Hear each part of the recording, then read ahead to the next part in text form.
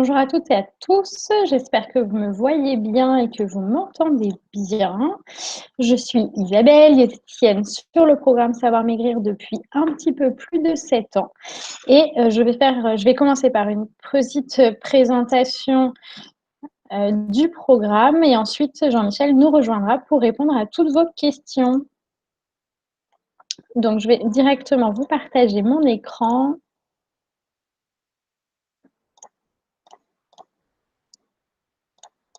C'est parti. Alors, le programme Savoir Maigrir, c'est un programme plus plaisir, plus efficace, plus santé et plus pour moi. Plus plaisir, pourquoi? Parce qu'on vous a concocté 52 semaines de menus, donc qui vont suivre les saisons, avec des menus plaisir sans privation. Il n'y aura pas d'aliments interdits, on ne va pas diaboliser le pain, ni les féculents, ni les graisses.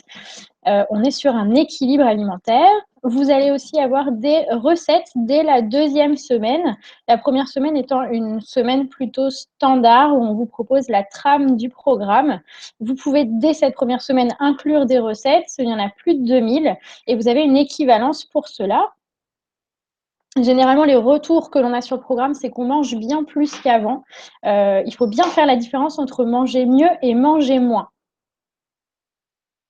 Plus efficace. Alors, comme je le disais, il n'y a pas d'aliments interdits, on va pouvoir se faire plaisir et donc on a des techniques pour compenser ces petits écarts, notamment la galette de rattrapage. On peut avoir aussi, pour passer un palier, le jeûne Cohen 16H, donc c'est le jeûne Cohen de 16 heures, qui va se pratiquer donc 2 fois dans la semaine en sautant le petit déjeuner ou le dîner sur 2 jours non consécutifs. Nous, on vous a proposé de sauter le mercredi soir et le samedi matin pour profiter de la grasse matinée, en sachant que ce jeûne, il ne sera pas à faire sur plus de 2 semaines consécutives et il sera déconseillé aux femmes enceintes, allaitantes, aux personnes qui ont un traitement à prendre en même temps qu'une prise alimentaire et notamment aux diabétiques. Aussi des listes de courses qui vont s'adapter d'abord à votre profil. Si vous êtes sans gluten, végétarien, colopathie, etc. On va aussi pouvoir adapter à votre budget avec nos menus mincières à petit prix et maintenant avec notre nouvelle formule à votre volonté de cuisiner ou non. Cette nouvelle formule, c'est une formule plat préparé qui existe pour le moment sur 15 jours avec un plat préparé au déjeuner et le soir plutôt un menu d'assemblage très rapide à réaliser. Alors, ces repas, vous les faites plutôt ponctuellement si vous n'avez pas le temps, si vous devez manger sur le pouce, si voilà, c'est sur une courte période. Ensuite, en parallèle, vous recevez toujours vos menus classiques ou adaptés à votre profil. On est aussi sur un programme plus santé. Alors, au-delà de l'objectif de perte de poids, on peut aussi avoir un objectif de, par exemple, de diminuer son hypertension, son cholestérol, améliorer son diabète, etc. Et donc, pour ça, vous avez des conseils vidéo quotidiennes de Jean-Michel Cohen qui va vous parler plus de la santé et de la nutrition en général. On a des résultats, donc des résultats déjà sur la balance qui sont de 500 grammes à 1 kg par semaine, mais aussi justement des résultats santé avec une diminution de l'hypertension, une diminution de la prise de médicaments, notamment pour les diabétiques oraux, etc. On va aussi nous vous proposer, en parallèle du programme, des outils pour réapprendre à manger équilibré. Et ces nouvelles habitudes, il faudra bien sûr les conserver à vie pour bien stabiliser votre poids, garder cette mémoire du programme. Programme qui est plus pour moi. Alors pourquoi? Parce que je suis accompagnée par une diététicienne dédiée. Ce sera Delphine, Claire, Lisa, Lucie ou moi-même qui répondent à toutes vos questions. Vous avez une interlocutrice privilégiée. Donc ça, c'est plutôt important. On va aussi vous donner des petits défis sur la semaine, des petits objectifs qui vont vous faire atteindre votre objectif principal de perte de poids. Pour cela, on a une méthode des 5 minutes par jour, donc 5 minutes par jour pour se faire du bien, qui sera de bien prendre connaissance de votre vidéo ou votre session de Jean-Michel Cohen, de bien prendre connaissance de vos plans de repas sur la journée en quelques clics. On pourra le revoir en fin de webinaire. On peut bien communiquer avec nous via le carnet minceur, les questions diététiques et vous avez aussi les exercices physiques qui sont un peu cachés. Je vous les montrerai en fin de webinaire et je vais tout de suite appeler Jean-Michel pour qu'il nous rejoigne. C'est parti.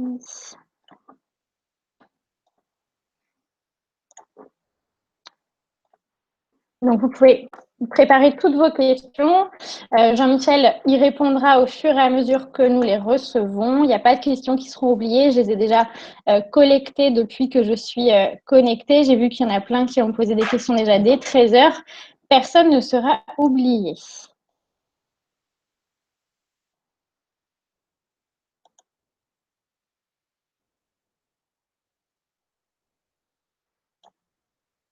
Alors, j'ai vu qu'on avait des premières questions, ne serait-ce que sur les équivalences ou savoir si on peut décaler le pain sur la journée, etc.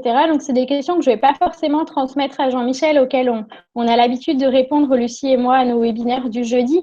Vous pouvez, sur la journée, tout à fait décaler les aliments sans qu'il y ait de répercussions sur vos résultats en fin de semaine. L'important, c'est Allô? de respecter cette structure alimentaire sur la journée. Si vous Allô? décalez un fruit, si vous décalez Vous le pain du m'entendez? soir pour prendre le matin, ça pose vraiment aucun problème. Ça y est, vous m'entendez? Et bonjour Jean-Michel. Salut Isabelle, vous me voyez ou non? Oui, Ah, parfait. bon, ben, c'est Oui, parfait. Bon, ben, bonjour à tous. J'espère que vous n'êtes pas couchés trop oui. tard avec les élections d'hier soir et que ceux qui ont perdu sont pas trop Oui, malheureux, ceux qui ont gagné ne soient pas trop désagréables avec ceux qui ont perdu. Voilà, ben, nous, on est une communauté, c'est la communauté Savoir Maigrir, c'est l'alimentation. Donc, on s'occupe de notre bien-être. Petite information, j'ai été interpellé cette semaine par deux événements. Le premier, ça a été cette femme égyptienne, je crois, dont je retiens assez mal le nom parce qu'il est très compliqué, qui a perdu 250 kilos en 2 mois, alors qu'elle pesait 500 kilos à la suite d'un bypass. Juste pour vous dire que, bah oui, ce sont les effets du bypass. C'est en général assez traditionnel. Le bypass, ça consiste en une réduction de l'estomac. On passe de 3 tiers à 1 tiers et une dérivation de l'intestin pour empêcher l'absorption des aliments. On réserve cette intervention aux gens qui ont. Vous m'entendez toujours? Ah ouais, Hein? Ouais, vous m'entendez toujours? oui, c'est bon. C'est bon. Et donc, on Je réserve. vous entends en double. Ah, bah écoutez, je sais pas. Voilà, me voilà. C'est mieux. Oui. Et donc, on réserve cette intervention au cas d'obésité sévère et vraiment morbide quand on pense que l'intervention présente moins de risques que le fait d'avoir un certain nombre de poids. Sur les 500 kilos et les 250 kilos, à mon avis, c'est la résultante de deux choses. Quand on pèse 500 kilos, c'est qu'il y a un seuil d'alimentation qui est tellement violent que la prise de poids n'a plus de limite. C'est-à-dire ce sont des gens qui mangent quasiment 12 000 calories par jour. Et puis, plus ils mangent, moins ils bougent, et plus ils sont statiques, et plus ils fabriquent de la graisse. Et la deuxième chose, c'est qu'il va y avoir un volume de liquide extrêmement conséquent parce que c'est pas possible de perdre 250 kilos en 2 mois. Donc, à mon avis, il y avait énormément de liquide à l'intérieur. Et donc, ça explique ça. Voilà ce que je voulais vous dire sur le bypass. La deuxième chose, c'est l'enfant qui est né en super obésité. Là, on a affaire à une maladie. Ça veut dire une capacité à synthétiser les graisses qui est beaucoup plus forte que les gens. Ça reste quand même des événements extrêmement exceptionnels et c'est pour ça que c'est présenté de façon extraordinaire. Voilà, la troisième info que j'ai à vous donner, c'est que j'ai regardé tous les menus McDo dans une vidéo qu'on mettra en ligne dans les prochains jours et qu'il y a des produits qui m'ont surpris. Par exemple, le wrap de chez McDonald's est un produit à 570 calories alors que ça a l'air super innocent. Et à l'inverse, il y a des produits chez McDo qui étaient plutôt pas mal tels par exemple le cheeseburger ou les nuggets. Voilà, vous les verrez dans les vidéos YouTube. Et maintenant, je réponds à toutes vos questions.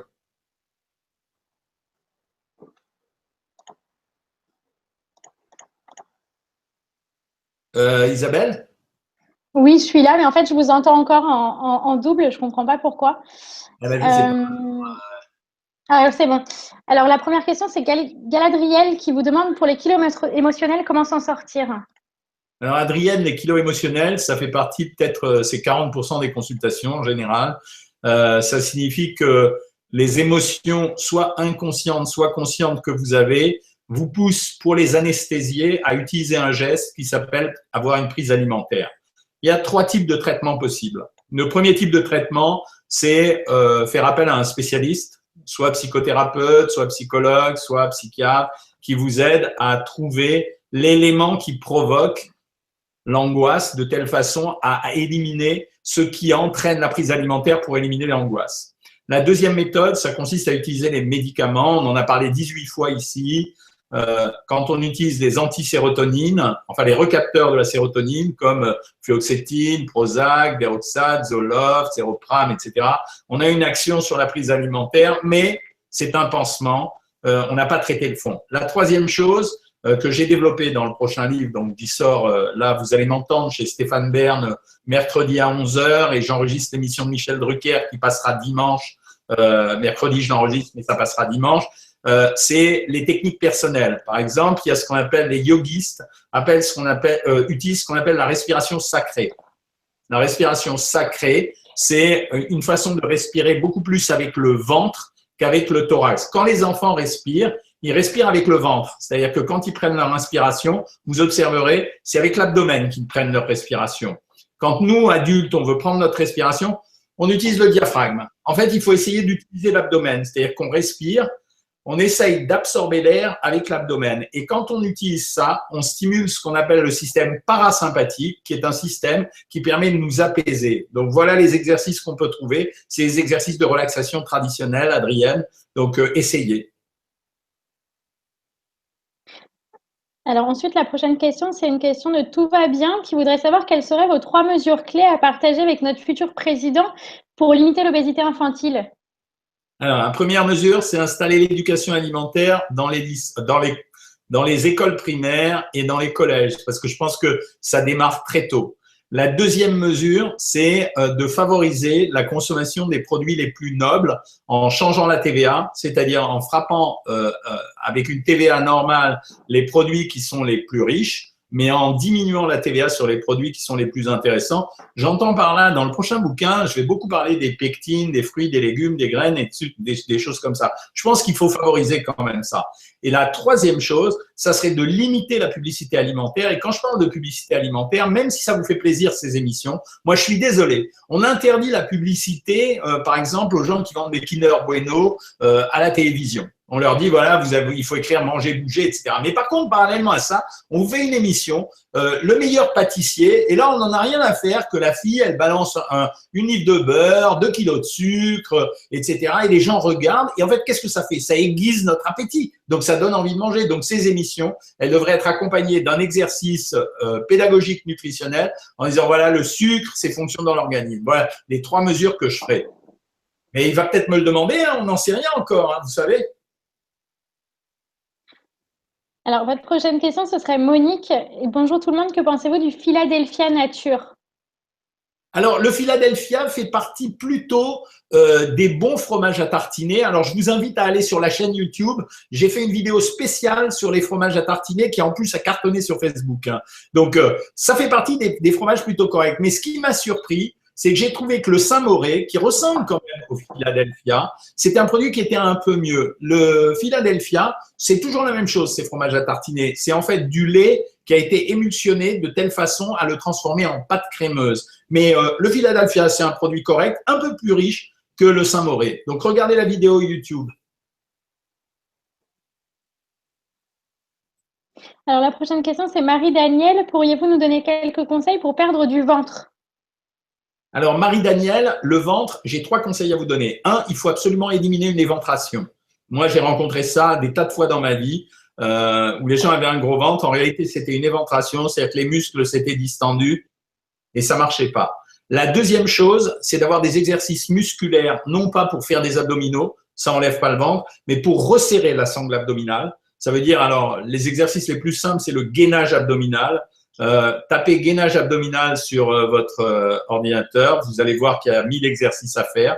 Et la troisième chose, c'est d'avoir une alimentation vraiment équilibrée, parce que quand vous avez une alimentation comme par exemple quand il y a eu le tout protéine il y a quelques années, ça développe ce qu'on appelle le syndrome abdominal, c'est-à-dire que les gens ont un gros ventre. Donc ça veut dire qu'il faut avoir à la fois une alimentation suffisamment riche en protéines, mais aussi en glucides, mais aussi en lipides. C'est ce qu'on vous donne dans Savoir Maigrir.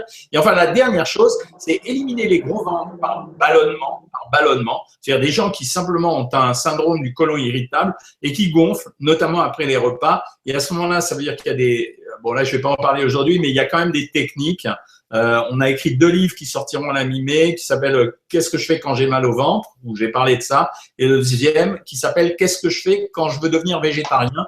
pour expliquer aux gens qu'il y avait des règles à suivre pour pas faire n'importe quoi. Voilà, j'espère que ça vous aidera. Ça va? Tant que tu vois pas double, Isabelle. Alors ensuite, on a… Non, je ne vois pas double, mais j'entends double. Alors du coup, j'attends que vous ayez Eh fini oui, pour être sûr de ne pas vous couper. je lui parle une Alors fois. ensuite, j'ai Nanouche qui parle du dextrose pour remplacer le sucre. Bonne ou mauvaise idée? Le dextrose, c'est un sucre. C'est un sucre qui n'est pas un sucre rapide. En fait, c'est presque la même chose que le saccharose. Donc, mais vous pouvez l'utiliser. C'est peut-être un petit peu mieux que le saccharose. Voilà, mais c'est pas très différent. Ensuite, j'ai Tout va bien qui demande s'il y a bientôt une nouvelle rencontre à venir au bureau ou pas. Oui, il y a une nouvelle rencontre qui est prévue en juin. Je crois que c'est le 8 juin, c'est ça, Isabelle? Oui. Voilà, si vous voulez soumissionner, j'espère que tout va bien. Mais ça, c'est génial comme nom, tout va bien. J'espère que vous pouvez venir, quoi. C'est simplement, il suffit de raconter ce que vous avez vécu comme expérience, hein. Alors ensuite, j'ai Lojan qui a 83 ans et à part de la tenue de la maison et les courses et les repas, ils sont que deux. Elle n'a pas d'autres activités. Elle voudrait savoir si c'est suffisant. Écoutez, moi, je suis contre la tyrannie. Ça veut dire d'une façon générale. Ça veut dire quand je dis je suis contre la tyrannie, pour moi, ça signifie que l'exercice physique, alors pardon de me citer, hein, je fais pas la promotion du livre ici, mais j'ai expliqué que 20 minutes d'exercice par semaine suffisait à diminuer les risques de maladie de Parkinson, que 20 minutes d'exercice par jour diminue de 60% les pertes cognitives chez les personnes victimes d'Alzheimer. Donc, ça veut dire que faire ses courses, marcher, bouger à l'intérieur de sa maison, et c'est ça l'utilité des podomètres qu'on a demandé pendant longtemps à ce que vous ayez, ça nous suffit. Ça veut dire ce qu'il faut, c'est de l'activité physique. C'est pas du sport ni extrême ni moyen. Activité physique. Donc, détendez-vous, faites ce que vous pouvez faire. Le mieux que je vous conseille, c'est d'améliorer vos performances. Ça veut dire, si vous avez été faire une course et que pour aller de chez vous au supermarché, vous avez mis un quart d'heure ou 20 minutes, il faudrait que vous mettiez une minute de moins toutes les semaines pour aller plus vite. Donc, ça sera une marche plus rapide. Alors ensuite, on a Vivi qui nous parle des paupiètes de veau et qui voudrait savoir comment les choisir et quelle quantité prendre. Alors ça, c'est dégueulasse parce que les paupiètes de veau, c'est mon truc préféré. Donc, le problème, vous avez raison, il faut savoir les choisir. Bon, le problème de la paupiette de veau, il est double. C'est qu'est-ce qu'il y a à l'intérieur de la farce? Est-ce qu'ils ont mis du porc, du veau ou des matières grasses ou est-ce que c'est comme les merguez, des poubelles de boucher? Donc, il faut s'assurer auprès du boucher que à l'intérieur, il y ait de la viande de veau hachée, même si elle est plus ou moins grasse. La deuxième chose, c'est virer la barde. Ça sert à rien.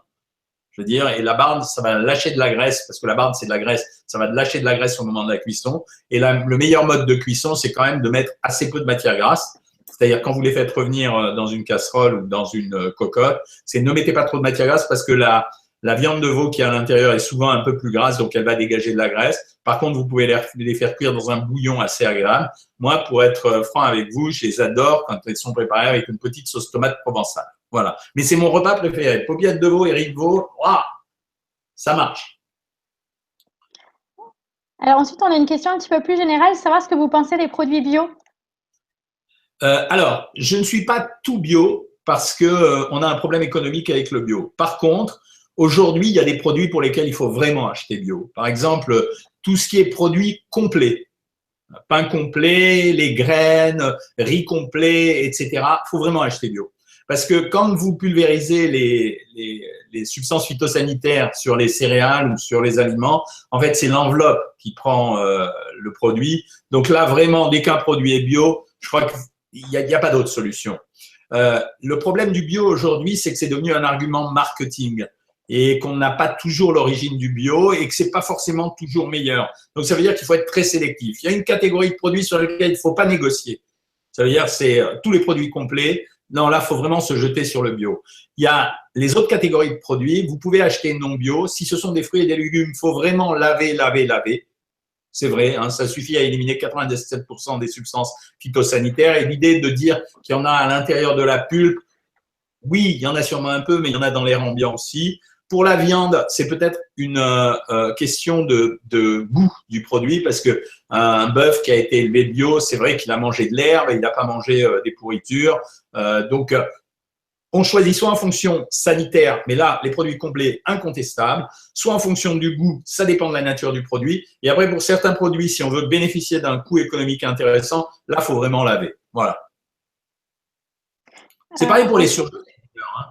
Pour les surgelés, à la limite, je préférerais les produits bio la plupart du temps. Hein. Ensuite, on a Odette qui est en cure thermale. Donc déjà, peut-être donner une ligne de conduite quand on est en thalasso. Faire les exercices de thalassothérapie, mais par contre, continuer à suivre le régime qu'on vous a donné, parce que moi, je me méfie de ces cures de thalasso où on raconte qu'on sert des repas de très très bonne qualité, extrêmement diététiques, alors que le cuisinier, il n'a aucune notion de la diététique. Donc, ça veut dire en cure de thalasso, moi, j'aime bien que les gens aillent dans les restaurants en vérifiant ce qu'on leur sert à manger. Les exercices, super, c'est-à-dire la kiné, les soins, tout ça, génial. Les marches à l'intérieur des stations, génial. Donc, c'est l'occasion de faire du sport et de se reposer. Pour la nourriture, je vous fais plus confiance à vous qu'à eux.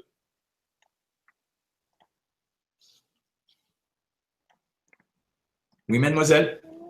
Alors, ensuite, j'ai Daniel qui veut savoir ce que vous pensez des vinaigrettes légères qu'on trouve directement toutes faites. Alors, il y en a qu'une pour laquelle on a un coup de cœur, nous tous, c'est la vinaigrette d'orange. Parce que c'est vraiment un produit qui est sans calories. Je crois que c'est 57 calories aux 100 millilitres de mémoire. Et quand on en met 20 millilitres, on a mis 10 calories. En fait, c'est un mélange de jus et c'est assez agréable à consommer. Les autres vinaigrettes allégées, elles sont réellement allégées. C'est vrai, il y a moins de calories que dans les vinaigrettes normales. Mais quand vous regardez la composition, c'est ce que j'ai fait récemment, vous avez des surprises parce qu'en fait, le premier ingrédient, à chaque fois, c'est de l'eau. Donc, ça veut dire que c'est la même chose que quand vous faites votre vinaigrette. C'est-à-dire, par exemple, moi, la vinaigrette, je mets de la moutarde, je mets du vinaigre, je touille, ensuite je rajoute de l'huile et ça me fait une sauce vinaigrette. Mais si je rajoute de l'eau, je fais une vinaigrette allégée. Ben, c'est la même chose pour vous. Donc, si vous aimez leur goût, ça va, mais c'est blindé de conservateurs, d'émollients, d'épaississants, de correcteurs d'acidité, de colorants. Donc, si vous voulez, vous pouvez les prendre parce qu'elles sont pas très chères. Mais sachez bien que pour les alléger, ils n'ont pas trouvé un moyen plus génial que de mettre de la flotte en premier ingrédient. Alors ensuite, on a Nora qui vous demande ce que vous pensez du Twistel sans alcool, citron, agrumes, orange sanguine pour l'apéro. Nora, je ne connais pas bien ce produit, mais la seule chose que vous devez regarder dessus, c'est combien il y a de sucre à l'intérieur. Ça veut dire s'il y a 10 grammes de sucre pour 100 millilitres, c'est un produit qu'on déconseille. Si par contre, vous avez moins de 5 grammes de sucre, moins de 5 grammes de sucre pour 100 millilitres, ça veut dire moins de 25 calories pour 100 millilitres, moins de 20 calories pour 100 millilitres, vous pouvez y aller. Ensuite, on a Missam qui nous demande si 100 millilitres de kéfir de fruits, c'est égal à une portion de fruits. Alors, le kéfir de fruits, ce qu'on appelle le kéfir de fruits, en fait, c'est du fruit fermenté. C'est quasiment la même chose que du fruit normal. Moi, j'adore. Je viens de la séquence que j'ai tournée pour Télématin ce matin. Elle va passer dans une quinzaine de jours. Très franchement, moi, j'adore. C'est le lait fermenté. Il y a deux choses qui sont intéressantes pour ça parce qu'il y a du lait fermenté dans ces produits. Un, on a découvert que quand on donnait des produits fermentés, on améliorait la flore intestinale, on améliorait de 80% l'immunité des gens qui étaient en chimiothérapie. Et deuxièmement, le lait fermenté stimule la maturité des globules blancs. C'est-à-dire, vous avez des globules blancs qui vous permettent d'augmenter votre immunité. Bah, tous les globules blancs, ils maturent. Quand vous leur donnez du lait fermenté, ils deviennent matures, donc ils vous protègent mieux. Donc, j'adore. Mais n'en abusez pas quand même parce que souvent, les fruits kéfir, les fruits fermentés, en réalité, c'est des fruits concentrés qui contiennent beaucoup de sucre. Donc, regardez bien.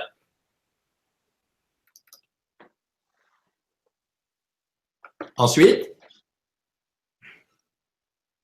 allô? Vous êtes là? Oui, ensuite on a Nicole qui aime les desserts Yopa 0% aux fruits. Elle voudrait savoir ce que vous en pensez et comment les inclure dans son programme à 1200. La réponse est sur mon pouce. Vous pouvez prendre un Yopa aux fruits à la place du yaourt normal. Donc, c'est un produit qui est plus riche en protéines, donc qui vous coupera plus l'appétit, qui reste quand même un produit fermenté. Donc, j'adore. Ensuite, on a Sylvie. Est-ce qu'on peut manger des cœurs de palmier et combien? Et est-ce que je peux intégrer l'huile de maïs? Alors Sylvie, les cœurs de palmier, génial. Ça fait partie des produits que je peux donner quasiment à volonté pour deux raisons. D'abord, c'est un végétal qui contient très peu de calories. Ensuite, il y a beaucoup de fibres. Pour l'huile de maïs, non, non, non. C'est pas une très bonne huile. Si vous aimez le goût, vous pouvez l'utiliser. Mais si vous me demandez si c'est une huile de première qualité, non, c'est pas une huile de première qualité. Je rappelle que les huiles de première qualité, pour moi, c'est colza, olive, tournesol pour la vitamine E quand même et pour la friture, et puis les huiles un peu bizarres, genre sésame, noix, noisette, qui sont vraiment vachement bien, mais qui sont très chères et qui se conservent très mal. Alors ensuite, on a Nathalie que j'ai eue en échange personnel. En fait, elle voudrait faire grossir son mari. Il a 43 ans, il fait 1,88 m et 69 kg. Elle voudrait savoir si on pouvait le suivre sur le programme Savoir Maigrir. On n'a pas de programme sur Savoir Maigrir pour lui faire prendre du poids, mais par contre, il existe des recettes pour faire prendre du poids. Je vous les livre. Les gens comme lui, je leur demande alors d'acheter en pharmacie un produit qui s'appelle Rénutril. Je vais vous expliquer en détail. Rénutril, ça s'écrit Renutryl, de prendre une boîte dans la matinée en la fractionnant. Je leur demande de prendre 50 à 100 grammes de fruits secs oléagineux, type noix, noisette, noix de cajou, cacahuètes, pistaches, tous les après-midi avec du jus de raisin parce que c'est un des jus les plus sucrés. Et je leur demande de faire le soir une préparation qui s'appelle un lait de poule, que les plus anciens connaissent, qui consiste à prendre un verre de lait, casser un jaune d'œuf cru à l'intérieur, c'est très très bon, c'est la recette du Gene Fizz, et de mettre du sirop ou du miel à l'intérieur. Voilà. Et s'il fait tout ça, il va prendre du poids, mais à condition qu'il ait une activité physique, parce que sinon il va prendre que de la graisse. Voilà, mais on pourra. Alors ensuite, on a Liliane. Comment? Ensuite, on a Liliane qui utilise le son d'avoine dans son yaourt le matin. Elle voudrait savoir si elle doit diminuer la portion de féculents dans la journée et surtout, je pense pour tout le monde, est-ce que ça a un vrai effet minceur? Alors, Viviane, le son d'avoine, c'est les résidus de l'avoine, donc ça n'a pas de valeur calorique. Donc, vous n'avez pas à diminuer les féculents si vous mettez du son d'avoine.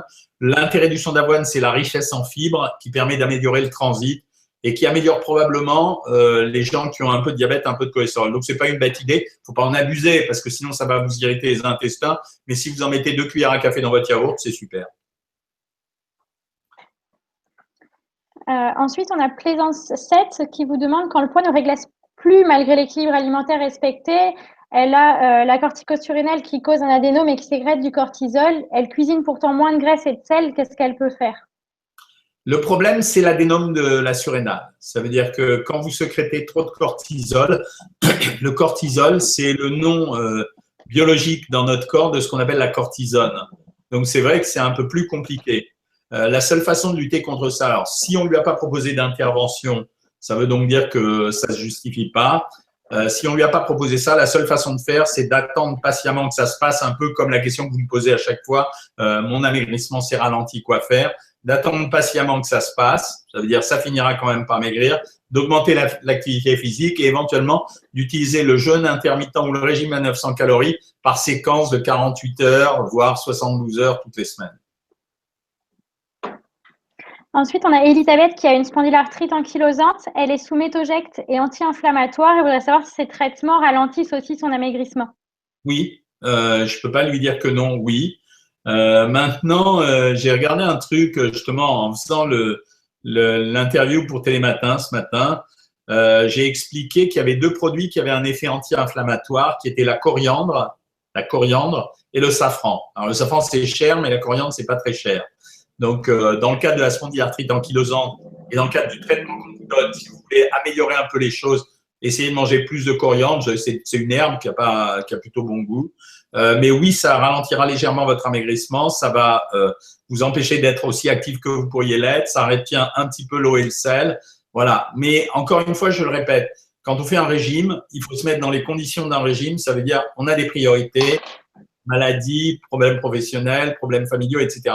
Donc, on donne un ordre de priorité. Vous êtes obligé de prendre ce traitement. Vous le prenez. Et vous faites le régime parallèlement à ça. C'est la faute à pas de chance si ça ne va pas aussi vite que certains, mais vous arriverez quand même à votre objectif. Et c'est quand même la seule chose qui compte. Alors ensuite, on a Alexandra qui nous dit que c'est bientôt le Ramadan. Elle pense qu'ils sont plusieurs à suivre le programme Savoir Maigrir et qui vont devoir faire cette longue période de jeûne. Quels sont vos principaux conseils? Alors, on mettra, je ne sais pas si on pourra le mettre en ligne, mais tous ceux qui écoutent cette vidéo, on va vous envoyer, je vais envoyer à Isabelle tout de suite les 2 régimes que j'ai prévus pour le Ramadan. Il y a un premier régime qui est avec petit déjeuner pour ceux qui se lèvent le matin pour faire un petit déjeuner avant de commencer leur jeûne. Et il y a un deuxième qui est sans petit déjeuner. Dans les 2 cas de figure, en général, le jeûne se casse soit avec un verre de lait, une date, soit avec une soupe, soit avec des produits traditionnels type biscottes et beurre. On blinde le repas du soir. Il y a 2 stratégies. Soit on met plus de féculents et plus de fromage et tout en plus, soit on accepte les recettes traditionnelles et à ce moment-là, on prend un plat à sauce et une pâtisserie. Je les enverrai à Isabelle et elle vous les donnera à tous ceux qui le demanderont. Alors ensuite, on a Françoise qui aimerait savoir comment réapprendre à manger un peu de chocolat sans tomber dans la tablette. En achetant, ah non, c'est mignon. C'est mignon parce que hier, en tournant les vidéos, j'ai fait une vidéo sur les repas que je prends. Et mon repas hier, c'était une salade un peu exotique. Ensuite, il y avait des petites boulettes avec des pâtes. Et après, ça me saoulait de mettre un yaourt et un fruit. Et j'ai pris une tranche de pain avec du chocolat, une tranche de pain grillé. En fait, la seule façon d'éviter ça, c'est de l'acheter en portions. Ça veut dire que moi, j'achète les boîtes de Côte d'Or qui sont en portions individuelles de 10 grammes. Donc, ça fait que, bon, j'ouvre la première, je mange mes 10 grammes. Des fois, j'ouvre la deuxième, je mange mes 20 grammes. 20 grammes, voilà, c'est la ration qu'on conseille dans le régime. Mais au-delà de ces 20 grammes, j'arrête parce que je vois les papiers et ça m'agace. Donc, la seule façon, c'est d'acheter en portionné. Alors ensuite, on a Tout va bien qui demande pourquoi justement l'alimentation, c'est le refuge le plus facile quand on ne va pas bien. Alors, il y en a d'autres, tout va bien. Il y a l'alcool, la cocaïne, le cannabis, les médicaments, l'agressivité. Mais la nourriture, c'est un des premiers réflexes parce qu'il nous relie à notre enfance. Ça veut dire qu'on a été élevé avec le lait de notre mère.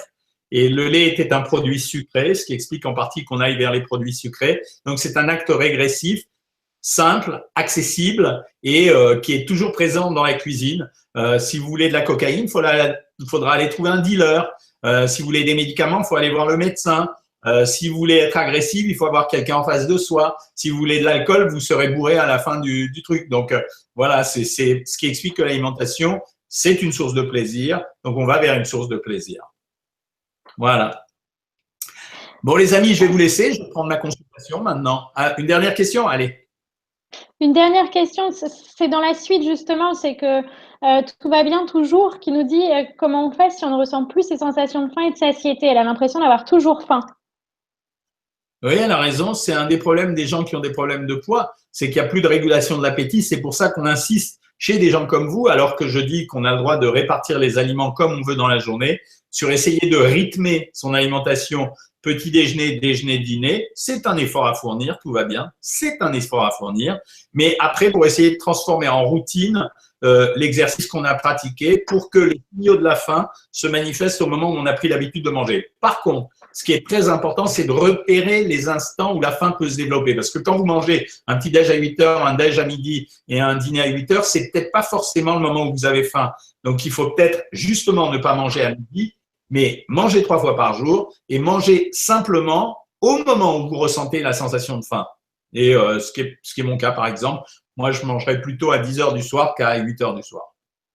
Voilà, je vais reprendre ma consultation aujourd'hui. Je vous embrasse. Merci à toute la communauté et à tous ceux qui regardent ce webinaire. Je suis là pour vous répondre. Donc, n'hésitez pas à penser à vos questions et à nous les donner. J'enverrai à Isabelle dans la journée les menus spéciaux et je vous retrouve la semaine prochaine pour un prochain webinaire. Salut mes amis. Merci Jean-Michel. Donc, je suis de retour avec vous. Je vais terminer ce webinaire en vous repartageant mon compte en ligne pour qu'on parle des 5 minutes par jour tous ensemble. Alors, je me reconnecte à mon compte.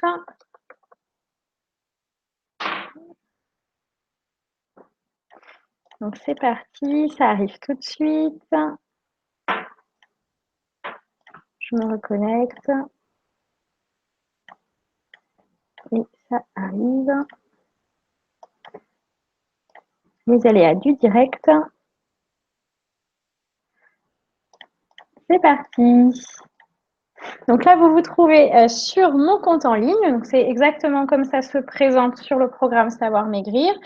Vous arrivez donc sur votre page d'accueil. Donc moi, je suis en 39e semaine. En quelques clics, je peux voir mes plans de repas. Donc moi, je suis en repas sans dîner, dîner léger. Vous savez que vous avez des différents types de menus, type de profil de repas. N'hésitez pas à nous demander à adapter ces repas en fonction de vos horaires de travail, de votre habitude si vous ne prenez pas de petit déjeuner notamment. Le carnet alimentaire, le carnet minceur qui est important pour que nous, on puisse commenter vos repas sur simple demande via les questions diététiques. On commentera les deux, 3 dernières journées. N'hésitez pas à le faire une fois par semaine, une fois tous les 15 jours pour bien contrôler votre observance au programme. Ici, donc, vous contactez votre interlocutrice privilégiée. Donc, moi, c'est Lucie. Donc, je peux directement lui poser des questions en quelques clics. Je prends bien connaissance de ma session et de ma vidéo avec Jean-Michel tous les jours. Je retrouve, donc, pour déjouer les pièges, donc si je dois manger sur le pouce, manger à l'extérieur, même pour aller faire mes courses, je retrouve tout ici dans les vidéos à la carte et je peux directement télécharger l'application Savoir Maigrir pour la voir sur mon smartphone ou ma tablette.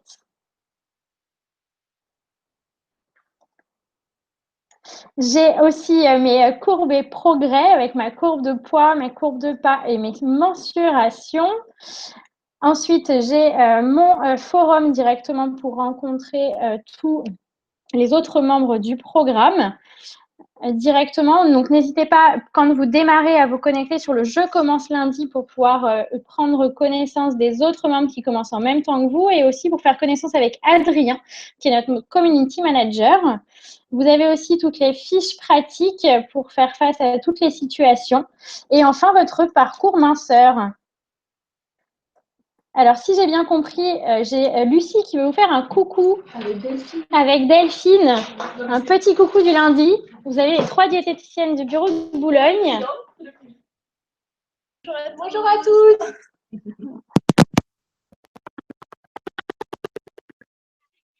vous souhaite une très belle semaine. Jeudi, moi à 13h, Lucie à 17h, Morgane et Jean-Michel le vendredi. Et moi, vous me retrouvez normalement demain pour mon premier webinaire avec Adrien à 13h. Voilà, sur la gestion des émotions. Oui. Ciao, ciao. Belle semaine.